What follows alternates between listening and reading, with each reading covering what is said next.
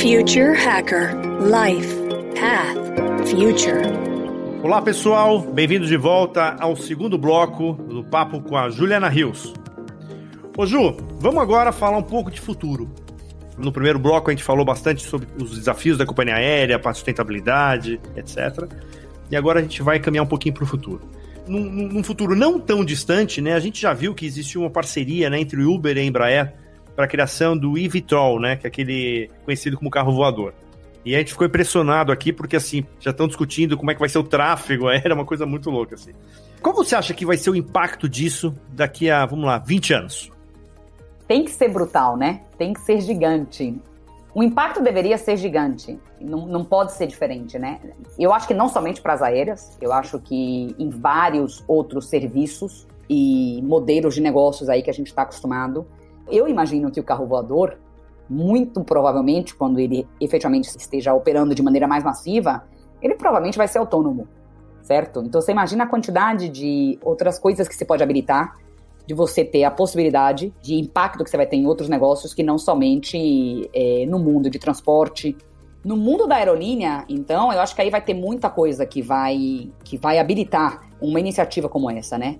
Como, por exemplo, a possibilidade de você operar voos ou fazer o transporte de passageiros em ambientes, talvez, domésticos no primeiro momento, com aviões autônomos, né? Sem a presença do piloto no avião. Ainda que seja um pouco assustador, pelo menos para mim, pensar na possibilidade de subir num avião sem ninguém operando. Assustador? Você foi modesta, Ju. Mas vai ser possível, entendeu? E a gente já vê caminhão fazendo isso em várias partes aí do mundo, né? E tal. E a outra coisa que eu acho que vai mudar com tudo isso, as oportunidades que isso vai abrir para gerações que talvez hoje em dia ainda nem tenham ideia de como vai ser a vida delas no futuro, né? Você sabe que há pouco tempo eu estava com meu filho Bernardo, que tem 10 anos, e meu marido, a gente assistiu toda a transmissão do lançamento do SpaceX. Foi fenomenal, não sei se você viu, André, mas eu fiquei, assim, absolutamente encantada de acompanhar e seguir tudo aquilo com ele. Teve um determinado momento que eu comecei a chorar, e ele ficou impressionado, ele me questionou, falou, momento por que você está chorando? Mas na hora me deu uma emoção, porque eu pensei, falei pra ele, filho, você um dia, cara, vai poder viajar de férias pra Lua, ou pra qualquer outro planeta. Assim como a gente hoje pega um avião e vai pra Bogotá, que a gente pega um avião e vai pro Rio de Janeiro. Cara, você vai poder viver isso. Aí ele falou, mamãe, você também. Eu falei, filho, eu acho que eu não vou, mas você com certeza vai. Então, eu acho que tudo isso que tá vindo aí vai ser fenomenal e vai trazer pra gente cada vez mais. A sua pergunta sobre como vai ser as coisas daqui a 20 anos, eu acho impossível de responder. Quando eu me pego pensando, André, se há 20 anos atrás a gente seria capaz de imaginar tanta coisa que a gente vê e tá vivendo hoje, eu não sei se a gente seria. O que eu acho é que a gente certamente vai ser um mundo muito diferente de hoje, né? A gente certamente não imaginaria que hoje em dia, por exemplo, as empresas mais valiosas do mundo nem existiam há 20 anos atrás, né?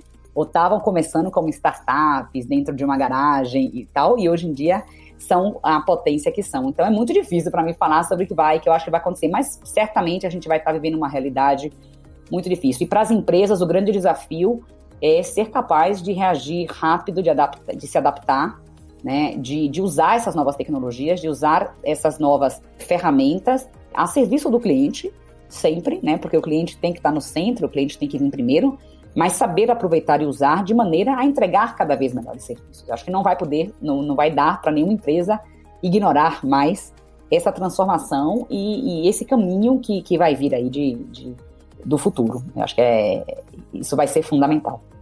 Eu vou fazer uma perguntinha aqui que tá meio fora do script, mas aí de acordo com a tua deixa aí.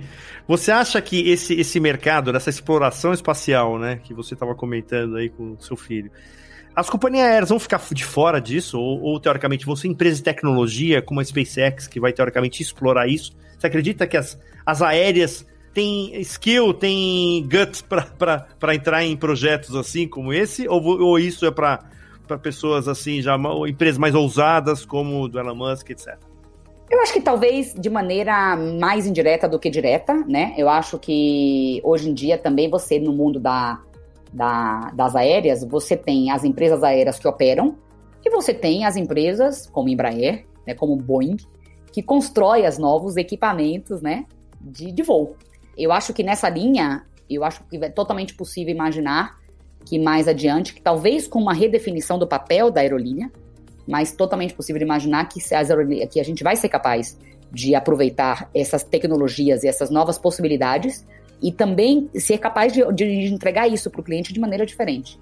Tem alguns temas, André, que vão levar um tempo maior, mas aí não são temas nem relacionados à tecnologia. Acho que o desafio não vai estar na tecnologia. O desafio vai estar em regulamentação, em regra governamental, em política. Então, eu acho que vão vir outros desafios que vão ajudar a dar o tempo necessário a que a indústria se reposicione, entendeu? E que aproveite essas tecnologias. Eu vejo muito mais a gente aproveitando a tecnologia do que efetivamente, necessariamente, o mundo das companhias aéreas investindo em desenvolver esse tipo de tecnologia. Eu acho que a gente vai ser mais, e essa é a minha expectativa, que a gente seja capaz de se beneficiar do que vai estar disponível daqui a pouco, que vai ser muito distinto e muito melhor e muito mais ousado do que a gente tem hoje. Ô Ju, eu vou facilitar a tua vida agora, não vou para um cenário daqui a 20, 30 anos, eu vou para daqui a 2, 3 anos. Vamos lá, vamos falar da internet das coisas e do 5G. Qual é o impacto no setor aéreo, essas duas tecnologias? Esse é brutal, na verdade, e eu acho que a gente vai conseguir surfar essa onda com um pouco de atraso, sendo muito sincera. Isso tem muito a ver com a conversa que a gente teve no bloco anterior sobre a transformação digital, né? Eu acho que essas tecnologias, a possibilidade também gera no cliente uma ansiedade muito maior de ter soluções e de ter a possibilidade de acessar a tecnologia de uma maneira muito mais intensa do que a maneira como é hoje. A indústria aérea, de verdade, ainda, na minha opinião, está meio atrasada em algumas frentes. Por exemplo, né, no avião mesmo, a gente ainda tem uma agenda forte de fazer com que seja possível você se conectar com Wi-Fi e com a instabilidade, com alguma instabilidade, né? Porque não necessariamente é um serviço totalmente instável durante todo o voo. Os sistemas de entretenimento, por exemplo, ainda são offline. E eles são bons, eles são ótimos, mas eles ainda têm pouca condição de aportar inteligência e de efetivamente conseguir interagir de uma maneira mais customizada com o passageiro que está voando. E se você pensa em tecnologias como essa, Internet of Things, e o tipo de serviço que a gente oferece na companhia aérea, na verdade, potencialmente, isso tudo deveria mudar muito com o tempo, né? Agora, a gente ainda vai levar um tempo para conseguir efetivamente explorar isso, né? Na verdade, isso vai começar de uma redefinição e revisão da própria aeronave, na verdade, né? Que poderia também incorporar, desde a sua concepção, muito mais a Internet of Things e viabilizar de maneira melhor no futuro a possibilidade da conexão. Isso no mundo mais físico da aerolínea, né? No mundo mais online da aerolínea, aí não, aí eu acho que a gente já consegue fazer muita coisa. O mundo online, para mim, não é somente o celular necessariamente na sua mão, mas é o celular na sua mão quando você está no aeroporto. Acho que o aeroporto, por exemplo, é um local onde a gente, nos próximos 2 anos, vai ver e vai precisar de muito menos interferência humana no processo. E a gente já tem, por exemplo, uma série de pontos hoje em dia que a gente está pilotando não ter o agente no counter do aeroporto que você está acostumado a encontrar, né? De ter a máquina com leitura da maleta de maneira autônoma, ter um agente conectado por uma câmera de vídeo. Então, tudo coisas que a nova geração das tecnologias permitem a gente pensar e explorar. Então, eu acho que a gente vai conseguir avançar bem em algumas frentes, a indústria vai conseguir avançar bem em algumas frentes antes do voo e pós-voo, e vai ter um pouquinho mais de dificuldade. Uma outra coisa que eu acho que também, hoje em dia, a gente mudou um pouco o nosso conceito com relação à aplicação da companhia, né? Até pouco tempo, acreditava que a gente tinha que ter, além da possibilidade da navegação na web, a gente tinha que ter, sim ou sim, a possibilidade da navegação através de uma aplicação. Mas hoje em dia, na verdade, a gente sabe também que cada pessoa tem, em média, de 50 a 80 aplicações, chega a ter de 50 a 80 aplicações no celular. Isso são pessoas que são as pessoas que consomem mais o serviço aéreo, né? A gente se deu conta que o caminho, na verdade, de comunicação com o cliente não pode ser mais a aplicação, né? Tem que ser o celular em si, tem que ser o WhatsApp, se você preferir falar por WhatsApp, e não somente de se comunicar, mas também que você possa transacionar por aí. Tem que ser outras plataformas quaisquer de rede social, ou de preferência, como a gente tem em outros mercados, algumas outras, que permita que você interactue. Então, ou seja, são coisas que eu acho que nos próximos 2, 3 anos, que é mais fácil da gente falar, vão vir de mudança, de transformação no setor aéreo, se beneficiando, sim, dessas novas tecnologias e da realidade do cliente estar cada vez mais conectado, certo? O tempo todo, e querendo resolver também sua experiência de maneira cada vez mais autônoma. Perfeito, Ju. Vamos lá, agora a última questão, eu queria tirar o seu crachá. E que eu quero você como executiva, como cidadã, etc. Eu queria que você falasse um pouco dessa experiência, né, que você teve em grandes corporações, né, quer dizer, imagina a batalha, né, de você ocupar uma posição, né, quer dizer, não foi uma posição fora do país, já foi umas 2, 3 vezes fora do país, inclusive uma área que é predominantemente masculina, né, a área de tecnologia, de TI, etc. Eu queria que você contasse um pouco essa experiência, né? E se você acredita que as grandes empresas estejam mais abertas, né? Essa diversidade, né? De idade, de sexo, de gênero, whatever. O que você conta como experiência que você passou para os nossos ouvintes aí? Eu parti por dizer para você que, na verdade, é possível para a mulher se posicionar no que ela acredita que ela pode ser boa em fazer. Não quer dizer que é fácil, né? Isso, eu não fui de tecnologia a minha vida toda, eu parti por áreas muito mais de negócio, no sentido de muito mais de estratégia, de cliente, fui por um período curto também do mundo de finanças, e na verdade, o mundo corporativo, à medida que você vai crescendo, ele é predominantemente masculino, né? A tecnologia um pouco mais, porque eu acho que está em todas as camadas, você vê uma participação feminina muito menor, mas efetivamente o mundo corporativo, ele não é fácil. Agora, eu também aprendi, André, que não é necessariamente, não tem um culpado em relação a isso. E a gente convive com pessoas que vêm de bases culturais, de valores diferentes. Não melhores, não piores, mas diversas. E essa, para mim, hoje em dia, é a grande diversidade. Eu já não acredito mais que a diversidade ela esteja no gênero, ou no sexo, ou na idade. Eu acho que a diversidade é a gente saber trabalhar entre os seres humanos uns com os outros, entendeu?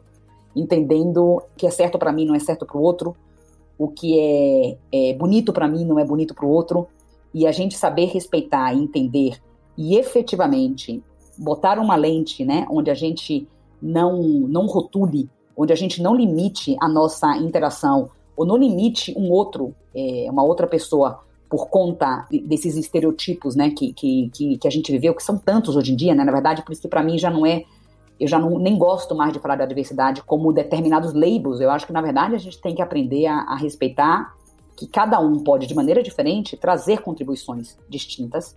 E essas contribuições, elas têm que ser ouvidas, têm que ser exploradas, elas têm que ser incentivadas.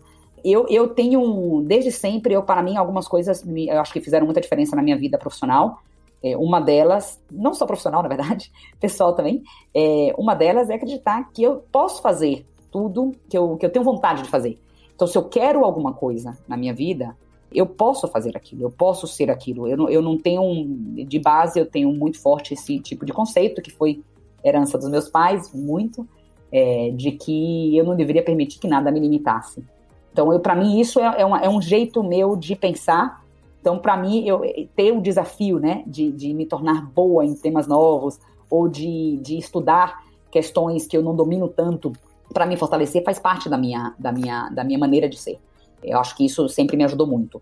Eu tive sempre vontade de viver muitas experiências diferentes, então, como você mesmo comentou, né, demorei, na verdade, não é que eu comecei, eu não fiz escolas, grandes universidades, nem grandes escolas, na verdade, então eu comecei bem do início da minha carreira, na minha carreira profissional, trabalhando desde cargo, partindo por cargos bem de entrada mesmo, bem de base, mas eu tinha tanta paixão por trabalhar, tanta paixão por fazer.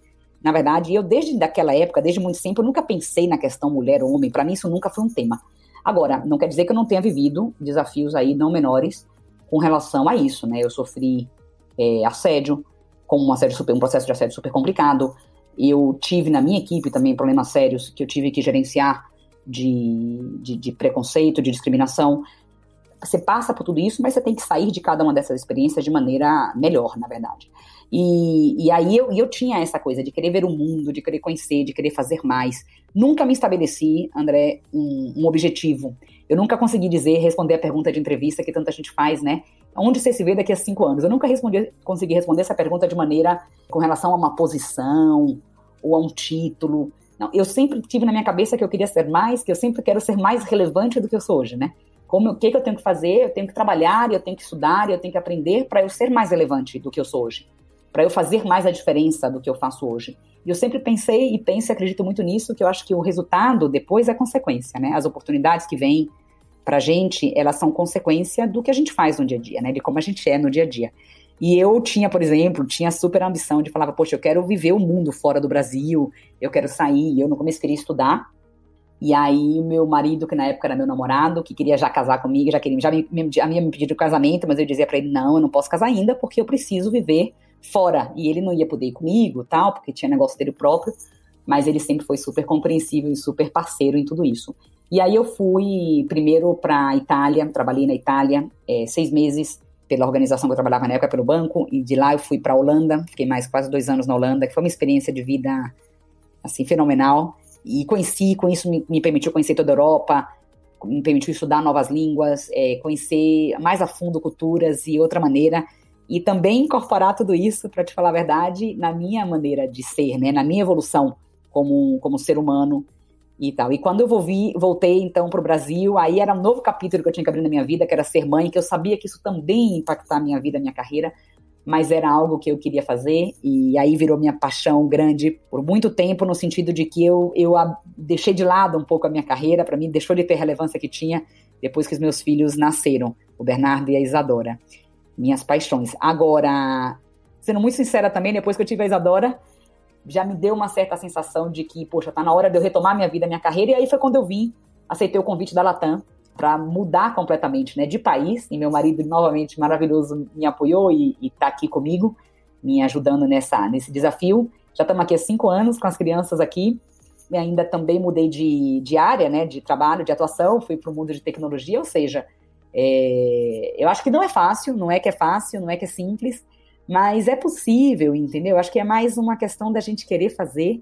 Eu, até durante toda a minha adolescência, tudo que eu queria fazer era dançar, queria ser bailarina, e no final das contas você vê que minha história me levou para um caminho completamente diferente.